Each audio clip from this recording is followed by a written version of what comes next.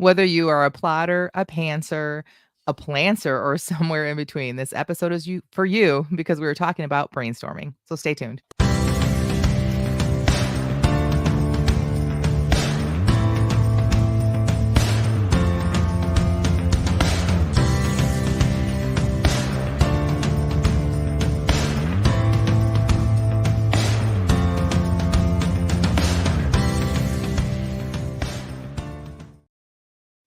Good morning and welcome to the Christian Indie Writers Podcast, where we inform, encourage, and support Christian indie writers on their journey toward publication.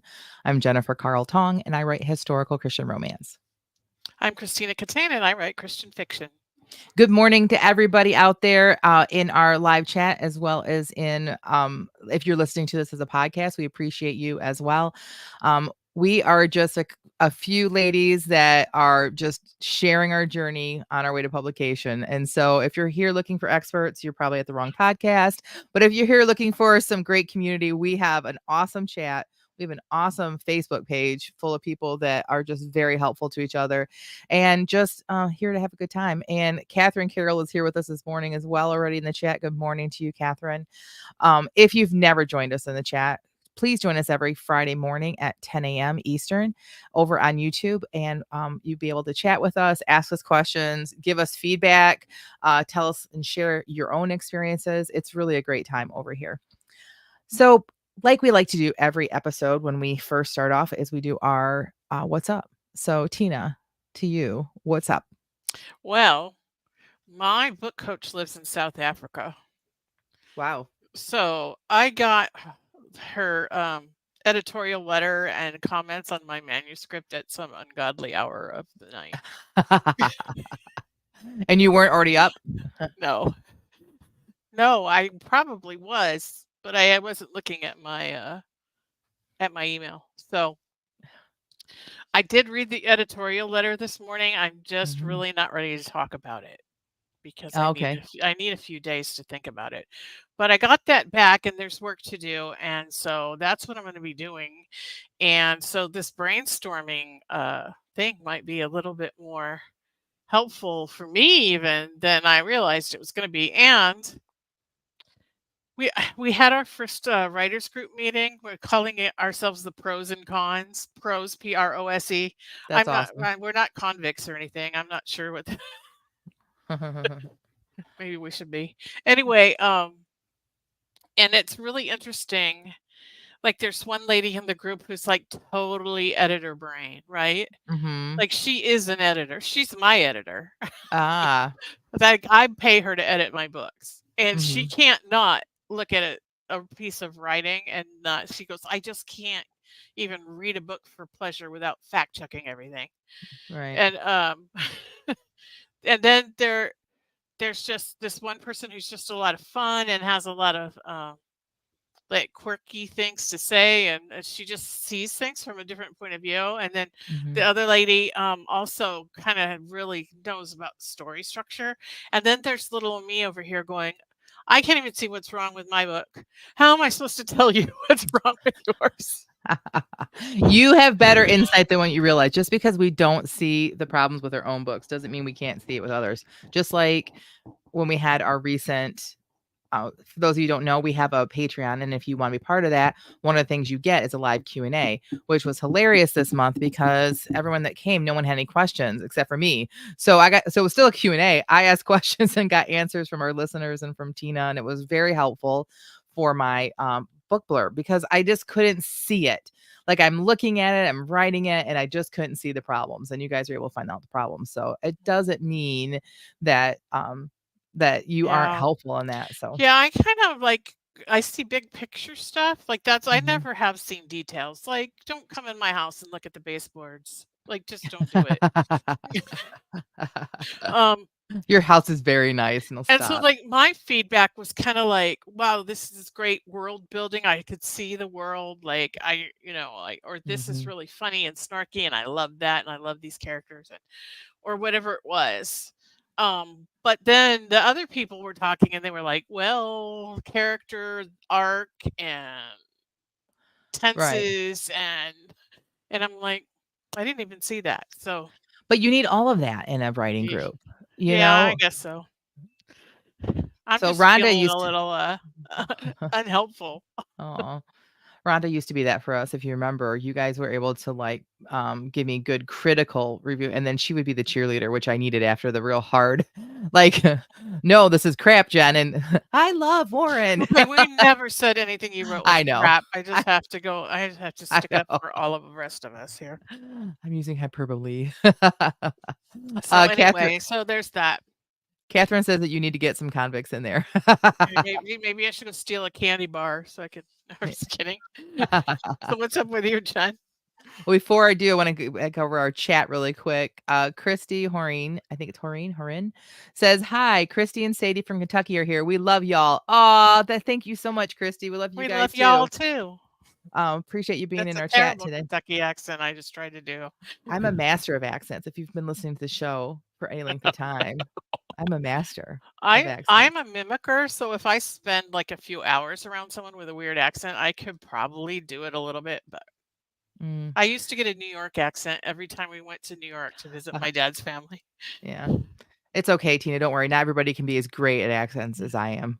All Uh, right. SL Perrin is here as well. Good morning.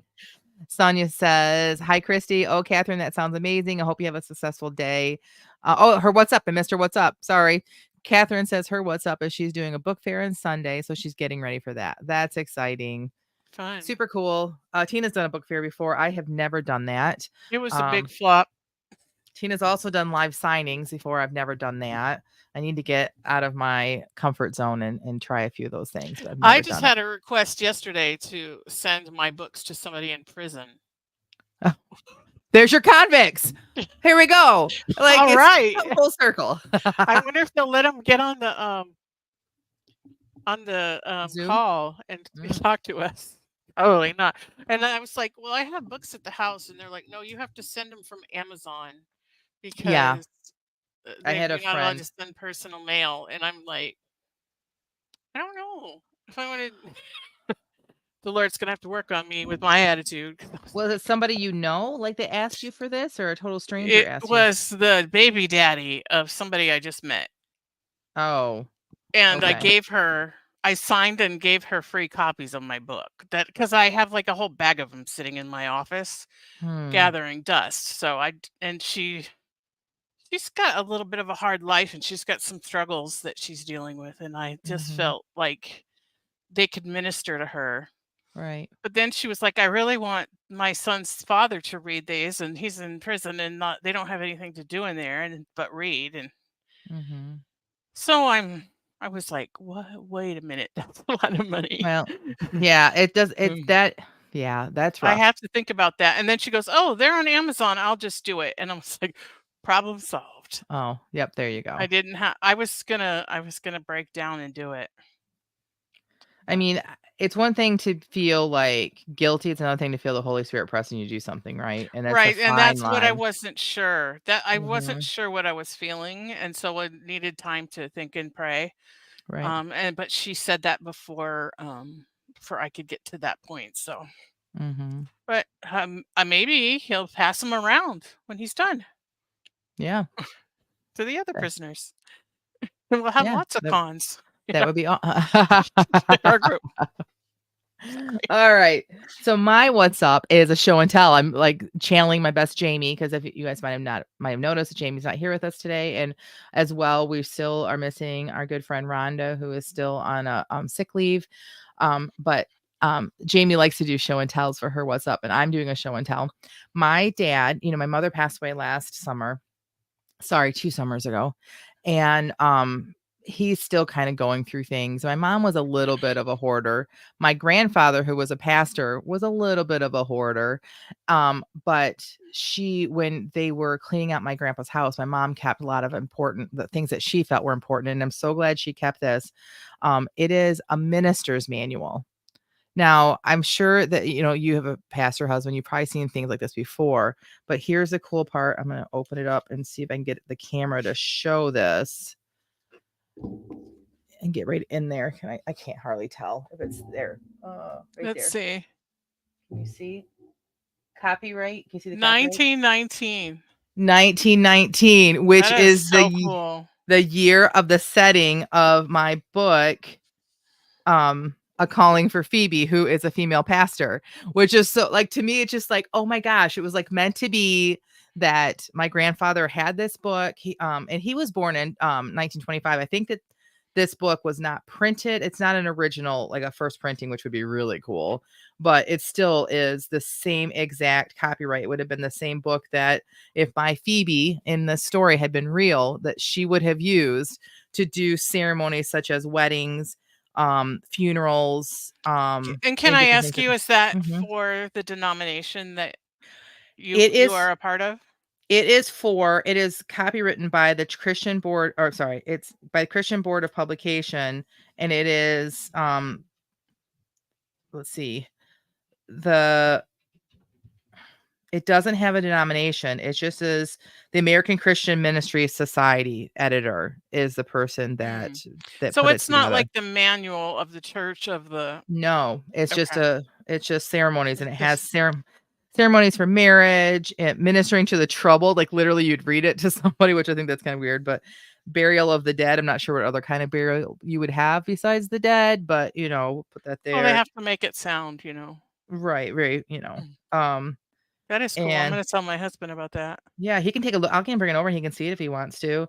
Um, it talks about it has a little bit of stuff as far as how the church should be organized. So maybe it is like the early foundations of our denomination. I I don't think know. in 1908 was the Some founding year, so super early on in yeah. 1900s. Yep. Yeah. Yep. So yeah, I thought that Mm, was super cool. It made me really that happy to is find cool. that. Yeah. That's very cool. Yeah. So speaking of cool, we got a cool topic to talk about today. We had the privilege of seeing Miss Jamie. Oh, well, wait, hold on before we move up. We got one of our new listeners got a what's up. Our what's up. Y'all are part of our homeschool today. Sadie's in 5th grade and a young writer, and we love that old book. Does it smell good? Oh, that's a great question. It definitely smells like an old hymnal. If you know, you know. It definitely has that old hymnal smell. Oh, there's handwriting in the back. You guys, I didn't notice this. That is so cool. You'll have to come back next week for part 2 and tell us what it says. Oh, it's my grandpa's handwriting. It's people's names and addresses Nice. and weddings that he did. Oh my gosh, it's his record of marriages. Okay. No tears. We don't have time. Oh Okay. gosh, you You know guys. what I'm It's so really great. jazzed about is Hmm. that as a former homeschooling mom, and I know that you are a Current home. current homeschooling Mhm. mom, I think it's so cool that we're part of somebody's curriculum. Yeah. I'm gonna jump up and down. I know. Mm. I had the privilege of sitting in with a middle school creative writing class at a co-op this semester, and it's been so much fun to like be watching helping the teacher as she's basically doing the teaching. But then Mhm. every so often they ask me questions and I'm able to input like from a perspective of publishing. Like we talked about our wins for the week, and I said that I had written my back of the book blurb, and we talked about what that was, and when you look at books, what is the first thing that draws you there, what's the second thing.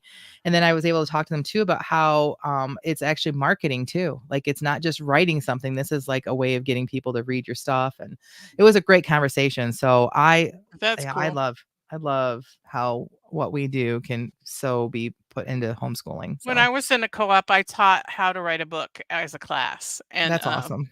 the one girl that was, like I don't wanna say she was a star student, but she was the only that one that was really did wanna write a book. The other ones were kind of, like, quasi interested in writing a Yeah, book.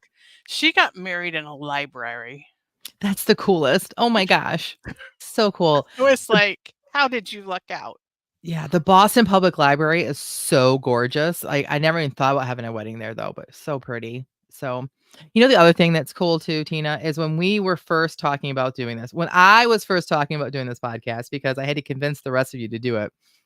One of the things we said was when we started off and didn't know each other and didn't have any connections, we felt like it was so hard to find other writers that were Christian. And on top of that, even finding podcasts, like there were lots of podcasts out there that were very informative and that we enjoyed, but we could not listen to them with our kids in the room. Mhm. right? Because the language out of nowhere would just go south very Or fast. the top book topics. I can't talk Yes. today. Book topics. Say And that so 10 times fast. and so one of our goals was to have a podcast that a person could listen to with their kids in the room. And so Christy, you have been confirmation 6 years later from when we started this, and I just really appreciate you. Thank you for being in our chat today. It's been Awesome. 6 years, right? I don't even remember. This is episode 268. I But we've can't missed even. we've I missed quite a few know. episodes, so It's I don't know. weekly and we've skipped weeks. Like, I don't even know. It's been a long time. We would have to go onto YouTube and go all the way back to our first It episode and see was what the date was. 2018 because Oh, you remember for sure. I've been posting the postcasts in our Patreon for the super shenanigan level. Part of Mhm. what you get is the postcasts that we did when we first started, Yeah. and they're in 2018. 6 years. Yeah. 6 years, friend. Wow. All right, 6 years of you guys putting up with us and us chatting and getting off topic like we always do, but here we are gonna get back onto That's part of topic. the shenanigans. Part of the shenanigans. All right, so today we're going to be talking about brainstorming. Tina and I are, kind of doing or looking at doing, or I don't know how fully we're doing it, but the, auto crit, novel in 90 days, trying that whole system out. And I like their system in the way that it doesn't matter if you're a plotter, or a planner, or a planter, that somewhere, anywhere in between that, like you can benefit from the things that they're teaching, or they'll have like specific groups for you or specific lessons for you. And I think that's pretty cool. But today we're going to talk about brainstorming because no matter what you are in that area, no matter how you plan or plants or pants, brainstorming should be part of what you do. So, first of all, Tina, I want to ask you why? Why should we brainstorm? Why is that important? Well, so that you know your storyline and your characters. You need to discover who your characters are. So whether you do that through, like, I've done it many different ways, and I'm starting to kind of come around back closer to the planning side of the world because Come near me, Tina. Come. because writing a mystery takes a lot more planning than Oh writing a yeah. fantasy where you're just like making things up as you go, kind of. Mhm. But you still have to have a story structure. Your characters have to have an arc, Mhm. and it needs to be a clear arc. And so, whether you do that by discovering them along the way, at some point you're going to have to go back and make sure that you have that arc. And you have to have plot points, and you have to have a disaster or a conflict or like the all this lost moment, depending on what kind of story structure you're using. Because if you don't have story structure and you don't have well-defined characters, then your story is going to drag. Because sometimes, and I've read books that you can tell the person was a pantser and did not go back and do the work that you as a pantser go back and do, or that Jamie goes back and does. And in their mind, their character is this fully developed like person, but they didn't get it on the paper. Because Hmm. even I, as a planner, when I go back, I realize I don't get it all on the paper. I have in my mind how this character is, but it's not there. So brainstorming is part of that. And I would argue that even if you're a pantser, that your brainstorming sometimes happens through writing as opposed to just Hmm. brainstorming. And if you're me, you can't even see it when you look back at it. Mm, And you need somebody else. Like, I was thinking, oh, Angelica's not as developed as I'd like her to be. And then the editorial letter said that she's the most defined character. It's just like, great. uh-oh, I got a lot of work to do. Mm, Ah. that's good then. At least you don't have to do work on her, right? All But right.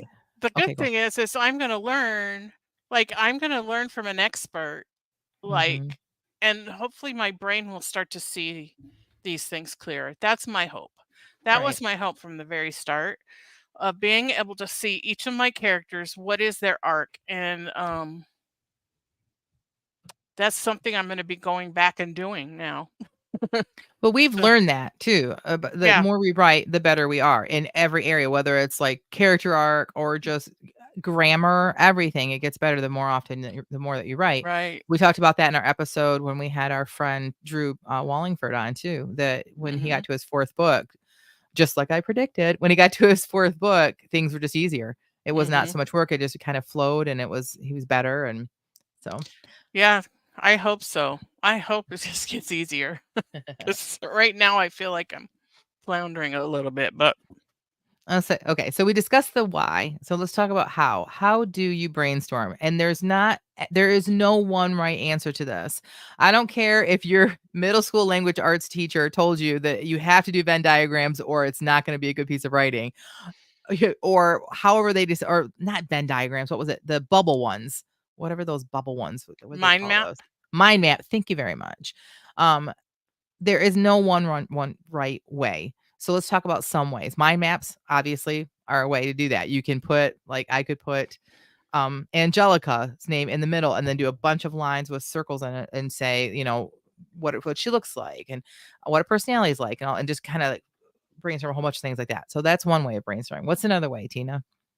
Well, there's the all famous Jennifer Carl Tong method of writing. I'm sure it's not your method. It's not my method, but That is tongue in cheek. For those of uh-huh. you who are literary experts out there, look it up. If you don't know what it means.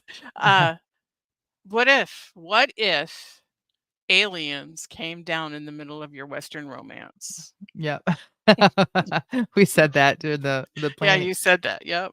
So I actually got it from KM Wyland, and she's an author who has great videos. Again, she's clean. You do not have to worry about watching her stuff in front of your children. But she taught me about what ifs. You just sit down and there's no wrong answer. You just start writing down things about your story. What if this happened? What if that happened?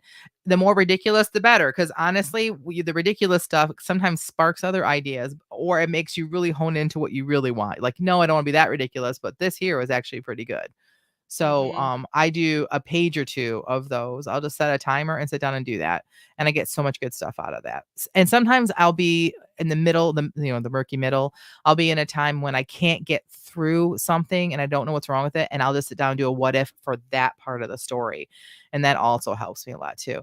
I also think too that it helps that talked about this before, pen to paper. I Mhm. think that when I get blocked, I have to walk away from my laptop and I have to take a piece, a notepad and a pen. And there's something, I feel like it activates something different in my brain. There probably Mhm. is some science there. Oh, there That, is. We could go yeah. into it, but we ain't got time for that. So that helps me also to break through some blocks too. So what Yeah, ifs are one of my favorites. Yep. right. And our second one is its first cousin. Hmm. And that's write down everything that won't work. Like just try to think of as many things that will absolutely not work when you're stuck in or when you're brainstorming. And out of that will probably generate what will work. Because I think sometimes the things we think that won't work, sometimes actually you're like, well, but wait a minute. But Maybe will it it? will work. Yeah. Question the premise. Yes. Also, because you gotta cause a couple things that Miss Rhonda never want to talk about. You gotta cause pain for your people, your um your characters.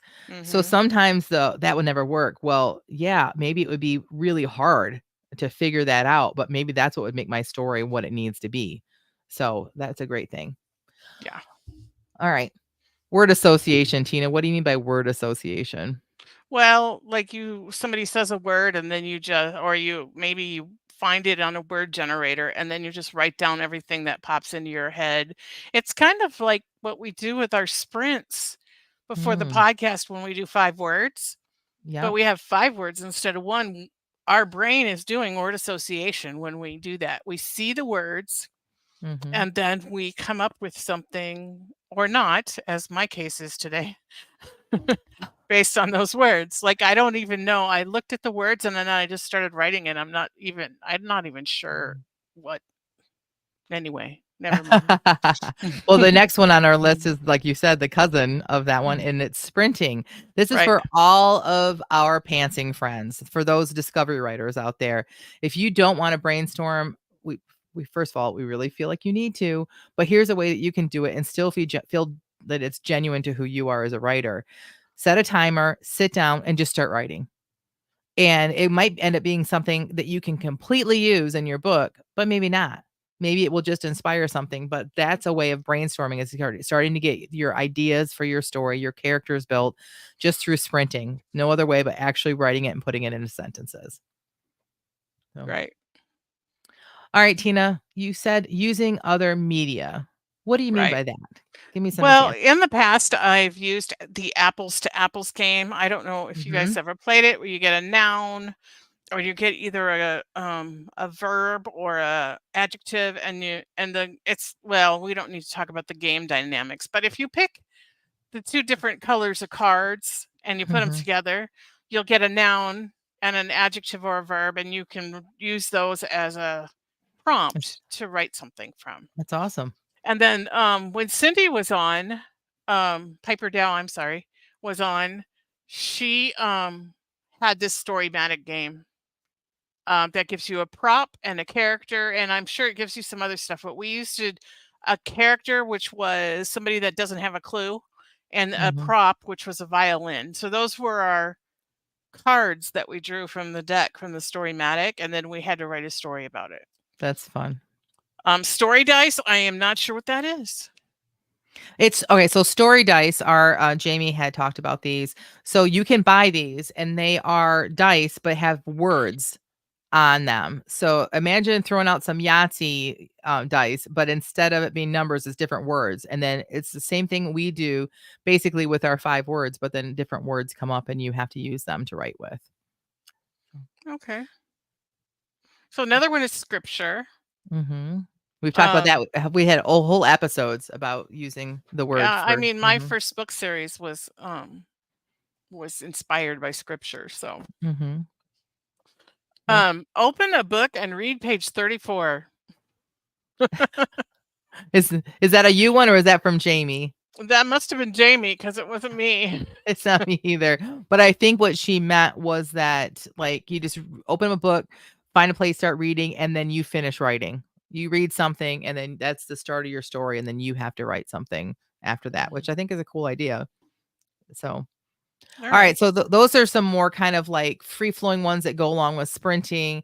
But then you've also got like my way of doing it, and that is outlining and plot points.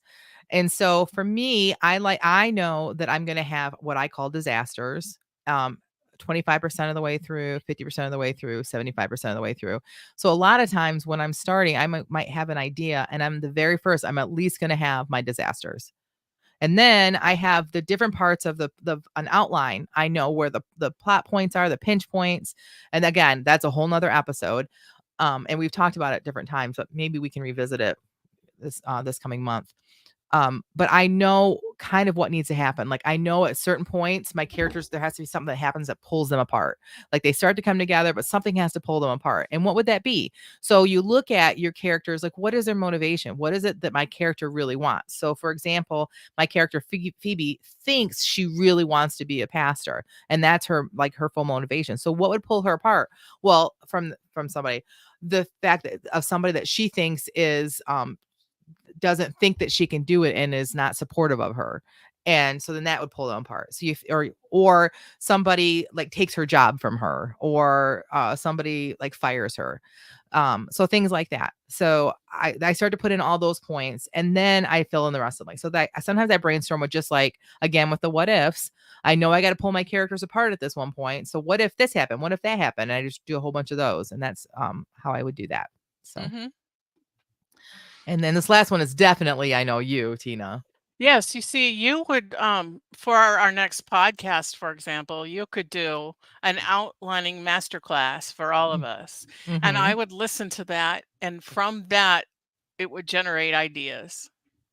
Gotcha. Because Sometimes I take a class on story structure that I've done before, and I put it on my laptop on double time with a sheet of paper, and when they start talking about the different parts of a story, whatever ideas come to my mind, I just start writing them down.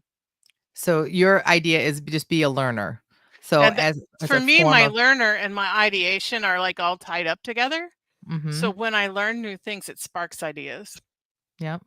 I think that's great. It happens to me too when I'm listening to different webinars or different podcasts and like that. So, Oh, um, look, I have another vote for the outlining masterclass. yeah, Christy says that. She says, yes, please. Catherine says when she's brainstorming, she says, I vomit out ideas on paper or into my audio recorder. Audio recorder is a great idea too. I've done that before. Keep notes on my phone. I have an Android, and I go to keep notes, and I will just put on the voice to text, and I just start like talking ideas into. I've got so many of those in my notes on my phone. So those Mhm. are all great ideas.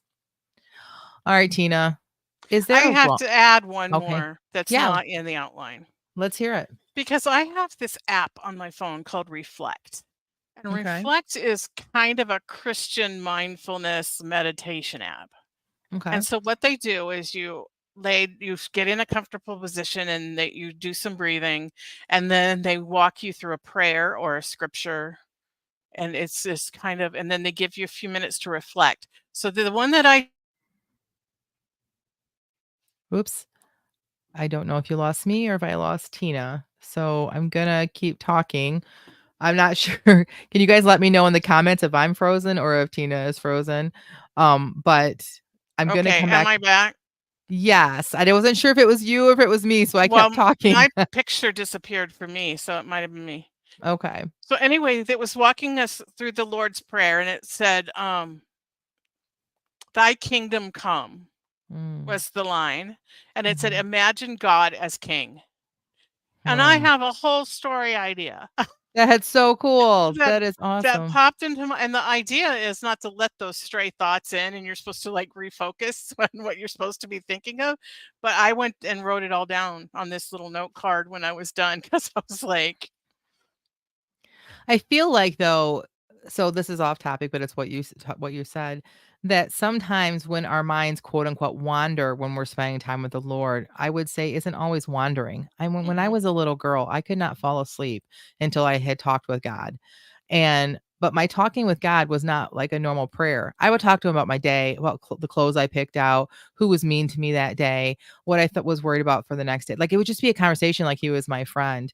And so some people might argue that I was just talking to myself, right? But I know that I wasn't because I would talk back to myself sometimes. I'd be like, mhm, you know how you talk to yourself and then you answer yourself. But mhm. when the answer that came back was something I would never say to myself, usually it was in a conviction way, then you Yep. know that it's not you, right? And so I I just had this crazy picture in my head of Sven and his caribou. yeah, that was me as a kid. Yes. 100%. But I feel like sometimes just I think we all have different relationships with God, and I think that some people that I think that being quiet is great, and I do think that the Bible tells us that we need to have times like be still and know that I am the Lord. Mhm, But sometimes He just wants us in the busy parts of our life too. So sometimes, mhm. like in moments like that, I feel like that is completely God inspired. So I think Yeah, that's and I'm awesome. trying to get into this whole, I really struggled with the idea of meditation Yeah. until I saw this guy from China talking about how do you pronounce YHWH? Have you ever seen this clip? You told me, but tell it again. So YH sounds like, and Mhm. WH sounds like, Inhale, exhale. so, and then he made the statement, God's name was the first thing out of your mouth the moment you were born, and it will be the last thing out of your mouth the moment you die. Oh my gosh. And so now I have no problem with the whole breathing thing that they ask you to do before the whole guided like prayer thing. Mhm. Cause then I just like I'm saying God's name over and over, so it just doesn't Yeah. bother me at all. That's so Totally off great, Tina. topic. I'm sorry. It's not. We're the Christian Indie Writers Podcast. That That's got right. the Lord is never off topic for us. That's So, right. all right, Tina, is there a wrong way to brainstorm? No. Maybe. You're the one that said maybe. This is yours here. Cuz I say no. Do you remember saying maybe in our meeting? Well, I meant it like maybe, but I doubt it. Like Oh, okay. that's really what I meant when I said maybe. Okay. And then I think somebody, one of you two said something about the age old advice about you can't edit a blank page. And then Maybe. maybe I was somewhere else when this happened, and I was like, "Oh, I can. I can edit a blank page." Mhm. Because I do it in my brain 50 times before it ever gets written down. And so Mhm. there is actually a storm going on in there. It's like all blowing around and blowing this is no good and blowing something else in. So So you would argue that your brainstorming happens literally in your brain yeah. before many times before you For ever put it on me, paper. yeah, because Yeah, of the intellection and the all the stuff that I yeah, have in my strengths. yeah, that's awesome. Well, I hope that this episode encouraged you. And again, this is not an exhaustive list. There's so many ways to brainstorm. You could even go to Google and say, Google, how do I brainstorm? And you're going to get a whole nother list of so many different things. Excuse me. And so give it a try. If you're not normally a brainstormer and you're a pantser, give some of these ideas a try, and especially the what ifs. I know that I always try to sell the what ifs, but they're just so amazing for me that I'd Mhm. love to hear. And if you guys try any of this, let us know. Go to our Facebook group and let us know how this went for you, or if you have any other ideas on good ways to brainstorm. We'd love to hear that in the Facebook group as well. And If you're not and part of the group, the link is in the show notes. and we're gonna start a thread. I'll go in there and start a thread right after the podcast is over, Mhm. that says, "Post your brainstorming ideas here," and you can put them in the comments, and then when you need them, you can say I'll go in and look just like I'll do a little Yeah, hashtag, yeah, that's great. brainstorm a hashtag. So it'll literally be a brainstorm of brainstorms. Yes. What? All We right. are so cool. I just We can't are get so over how cool. cool we are. Oh, I bet we can get over it. Not. All right, it's time for us to move on to our favorite part of the episode, and it is the feeding of the backs. If you're new here, we just mean feedback time. It's a term that Jamie had coined, but because so what we do is before the episode starts, we take a prompt, which you can find in the newsletter that we send out every Friday morning.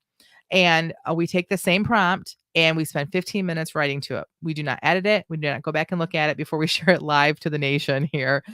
So the feedback that we give is only going to be positive and encouraging, because no criticism on things you haven't edited. So, Tina, I'm going to have you go first. Would you please share with us what the prompt was and then share what you wrote? And I have to point out, we're not just sharing it with the nation, because I'm pretty sure we were number one Christian podcast in some African country We somewhere were at one point. for a while at one point. I forgot about that. Maybe We're for a like, day, but it's nevertheless. hey, we'll take it. Okay, so the words, which I didn't use any of, and I'm not even sure I hinted at them, were pioneer. We're not the good example, just so you know. Well, it sparked something because I just started writing and this thing came out. That's awesome. Pioneer, dedicate, cucumber, producer, and wording. And I think this was more prompted by the editorial that I read, editorial Mhm. letter from my book coach that I read right Uh-huh. before I came on here, than these words. So that's for full transparency. That'll All right.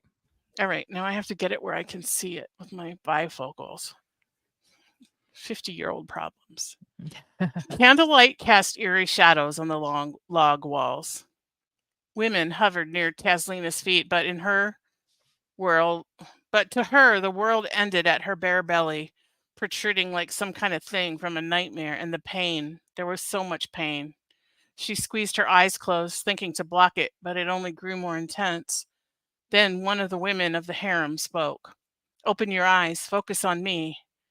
Taslina obeyed, having too little energy or will to protest. Now breathe, just do as I do. The woman began to take slow, deep breaths. Teslina followed, unable to think. It was calming to not have to decide anything.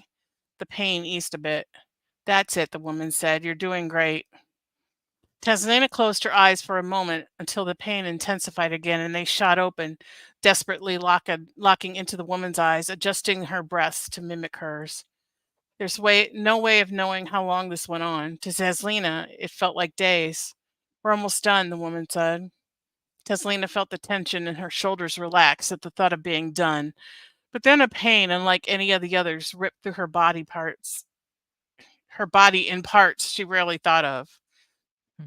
This is it, the woman said, her voice calm and sweet like honey. Teslina wanted to reach out and put her hand over the woman's mouth, yell at her to shut it, but the thought was fleeting, and as more pain ripped through her. Somebody was holding her legs. Two women had her arms in their grasp. She tried to fight them, but the pain kept her brain from being able to engage her limbs. Push, somebody was saying. It was a stupid thing to say. Taslina's body was already pushing all on its own. She couldn't have stopped it if she wanted to. She was being washed away on a rushing current of pain, and at some point it dawned on her that the screaming she heard was coming from her. Then it was Mm. just gone. The pressure released, and the sound of the baby crying filled the room. Even with her eyes closed, Taslina knew Ivan had entered the room. The oppression of his presence made her feel heavy and filled her with despair. "It's a boy!" he shouted. Taslina felt her body get hot and heard her own voice screaming, "No!" Then the world went black. Oh, so good. Okay, so I have so many thoughts. Okay, well written. Again, uh, a masterclass in show not tell. Like, you did not at one point at all in the story tell us that she was in labor, that or that she was pregnant, or at least you just showed it to us through all the writing. So very well done there, Thank you. Tina. Also the dread of it. As soon as he walked in the room, I literally got like, ew, that icky feeling. And just makes us want to know so much more of the story. So is this going to be part of book 3, or this is just free writing, or This was something that she suggested in her letter that just I couldn't get out of my head, and when I sat down to write, that's what it came out. that's what came out? That's what came out. Yeah, I love it. That's awesome. Cannot wait to read book 3. Well done, Tina. Thank you. Yeah. All right. Okay, so I was better than Tina with the words. I used one of them. Oh, Christy says, Ivan, oh my goodness. Sonia says, I'm feeling this and I've never birthed kids. So that's good writing. So I did channel it. I've given birth 5 times, so like I had a lot to pull from. That's awesome. Okay, I used one word. That's it. I wanted to use all of them, but again, it just started coming out. So here we go. Widows of the West 1. Cade had always considered himself an accidental pioneer. It had never been his dream to settle in western Texas as a rancher. He always assumed he would take over his father's plantation someday, but the Civil War changed everything. When Cade chose to fight for the North, he really didn't expect anyone to be surprised, let alone angered. Both Cade and his brother James had been educated in Boston on the insistence of their mother, so many of their formative years had been spent in the North. That, along with the fact that his father was one of the few landowners that did not own slaves, but instead relied on a system of portioning out his property into smaller holdings that he then rented to sharecroppers, made it made it seem reasonable to Cade that everyone would expect him and his brother to side with the Union. But Cade had sorely underestimated the power war had to separate neighbors and, sadly, brothers. While Cade chose to align with the Union, James chose a Confederacy, and that choice not only cost Cade his family, it cost him his future. When he finally returned from the war, he returned to find that his fiancée, Charlotte, had chosen a Confederacy, and James as well. Cade took another sip of coffee as the sun continued to crest the horizon. He hadn't thought of Charlotte in years. Why now? He wondered. But even as he questioned himself, the orange glow of the morning sun brought another image to mind. The glow of the sun against the hair the nearly the same orange as it flew behind the woman that seemed to taunt his every thought. Colleen McGuire. 3, 2, 1. Oh, that is such great backstory. Thank you. Ah, I It's been have missing. like the Civil War. Like I have just like because I love history. Like I am like a lover of history, and I love to read like epic historical novels about the Civil War era, especially. And so like I just can feel it in my gut when you talk about the how his brother fought for the Confederacy, because I've read so many stories like that that it's almost like a reminiscent kind of feeling. Mm-hmm. So I'm like, oh, I hope that we get more backflashes or flashbacks, whatever you want to call Yeah. them, of like, did they meet on the battlefield? Like, I like, my mind is just, like, reeling at just that idea right there. Mhm. That could be like a side story. Oh my gosh. Can I write fan fiction? No, I'm just kidding. Awesome. And then how you tied the sunset into Colleen's hair. I knew that was coming, but it was still so satisfying when it did. I'm glad you knew. I didn't know until I got to that sentence. Well, when you Like, said the orange oh, of the the orange part, sunset, yeah. I was like, "Yep." Mhm. Yep. Awesome. Thank you. Um, Catherine says, "Ooh, Charlotte, and love the picture of the war citing his family." Yes, like, thank you. And this is the backstory that I've been wanting to write, and I'm gonna have to flesh it out way more, but I haven't gotten there yet. I haven't done it yet, so I didn't know how to, and so I'm glad Can that I I read it when you do? yes, Like, can I be your guinea pig? yes. An accidental pioneer. We agree with Tina. Good history. Thank you. And Sonia says, "Ooh, love the connection of hair color to the memory of Colleen. So vivid." Thanks. Yeah, good Appreciate stuff. it. All right, awesome. All right, so it is time for us to start wrapping this up. Tina, what is next for you in the coming week? On Monday, I have to go through my manuscript and look at all the comments that my book coach put in there. And based on what she said in her editorial letter, it's not going to be fun. Mm, She's not mean. She really isn't. right, But but it's it's but just needed. that's what it is. Like you, Hmm. I'm I've seen so many quotes of famous authors, very successful ones, talking about how the hard work is in the revision and that you have to like let your blood flow out onto the page and all that stuff. And it's so true. Hmm. Like I Hmm. could easily do it without pain, but then it would be a crappy book. I feel like, we're talking about brainstorming today. I feel like brainstorming is fun. Like, it's Hmm. all the what ifs and the, "Oh, this could be great," and then the writing is a little more painful. It's more work and making it more, like, all these great ideas that are Hmm. fun into something, and then you get to the editing, and it's even more painful. It's like the closer you get to publication, the more pain I feel like you have to go through for it, so but it's all worth it. So, I'm sorry, I didn't mean to laugh at what you were saying. I was laughing at Catherine Carroll's comment. she said, "What's next for the Michigan peeps? Go blue." Yeah, don't anyone say go green in this chat. No, I'm just kidding. No, We for love you sure. anyway. We'll Chrissy pray al for your soul. Chrissy also says, "This brings up another brainstorming option, using actual history to deepen the fiction." That is 100% me. Yeah. I sprinted earlier today. I did not sprint with Tina, and before I even started sprinting, I was researching, and I went down a major rabbit hole, but I found a plot hole, an issue for a plot hole that I had. I was so excited, and it was the sharecropper thing.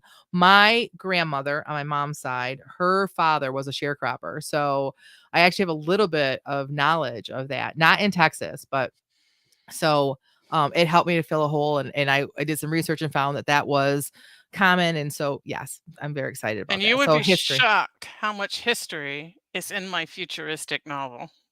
Ooh, yeah, biblical history, right? Biblical history, not only that, but like the whole world lost like the it well where my in my characters' worlds, there's no Mhm, technology. They went back to like the Stone Age and had to learn how to survive from the natives and the ancient way of surviving. So like mhm. all that native history Yeah, is what I researched. Like I that's so was cool. watching videos on YouTube of old guys like making dog sleds out of moose hide and wood. Like How cool.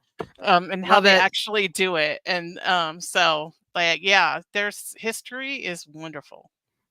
I would put research somewhere in there with the brainstorming because it's just so much fun for me. I could spend Yeah. hours just researching, but And yeah. that sparks ideas for Mhm. sure. Yep. Mhm. So my what's next is I am actually going out of town this weekend. I'm going to visit my oldest daughter at college, and I am so excited.